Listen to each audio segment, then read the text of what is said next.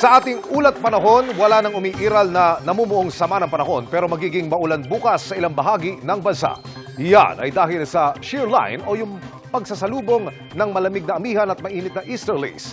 Nabubuo rito ang makakapal na ulap na nagdadala ng malalakas na ulan.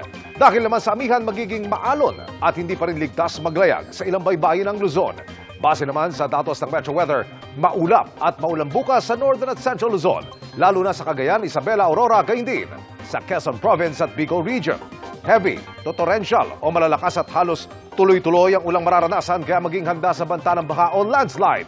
May pag-ulan din sa ilang bahagi ng Mindoro Provinces at Palawan.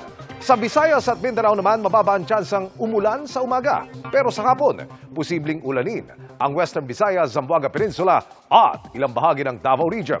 Dito sa Metro Manila, bukod sa traffic, paghandaan din ang posibleng pag-ulan lalo sa hapon o gabi.